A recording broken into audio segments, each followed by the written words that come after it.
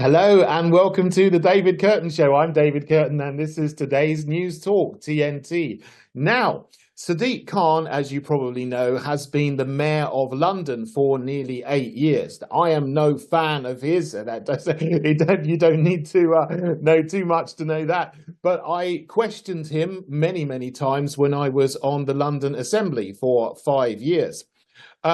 He may not get elected in the next London elections, which are later on this year, because the voting system has changed and people are looking at voting him out. He's unquestionably one of the most unpopular mayors of London that there has been. The voting system now is going to be a purely first past the post system, whereas before there were 2 rounds. All the votes except for the first 2 candidates were reallocated, so that made it almost certain that he would be elected over the last 2 times and potentially this time. But the system has changed. Despite that, Sadiq Khan, perhaps knowing he's on his way out, has left London with a black present. What he has done this week is decided to rename the London Overground with woke names. He's divided it into 6 different sections and called them things which I would never imagine calling any particular transport system or line that there is. Most people's reaction to this was, why spend so much money on doing this when London is already in a huge amount of debt? Like most local councils and the national government, London has a pile of debt mounting up to nearly £16 billion at the moment, if you count the debt that is owed by the Metropolitan Police, Transport for London, the London Fire Brigade and City Hall itself. Nevertheless, he's decided to spend £6.6 million renaming the London Overground, which no one really wanted renamed. He said he's done some consultations on this, and what he's come up with are the most woke things you can think of.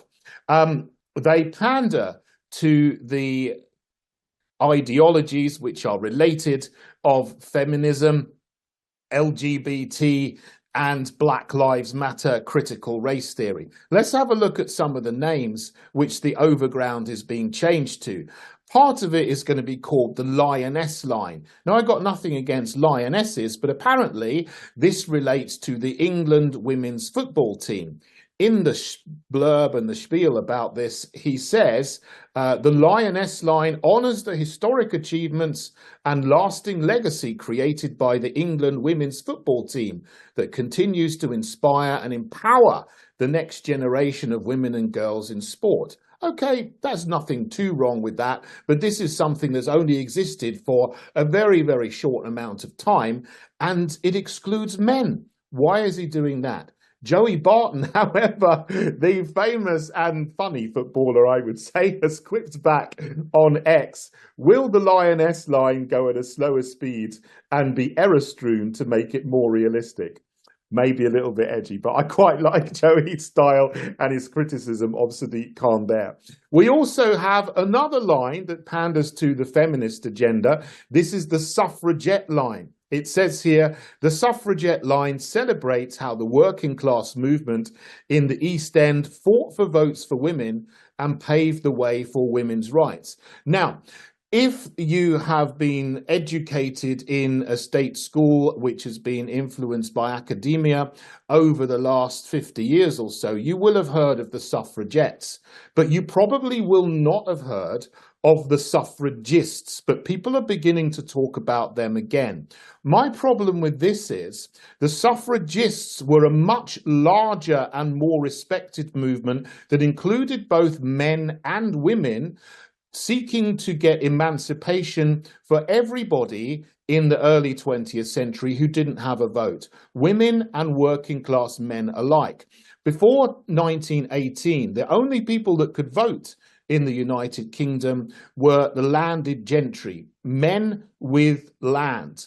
Working class men were excluded, all women were excluded. But by focusing just on the suffragists and not mentioning the by focusing just on the suffragettes, I must say, it's confusing here, and not mentioning the suffragists, the working class men who fought against the larger body of very respectable women are written out of history. And this is something that needs to be addressed, and that could have been done here.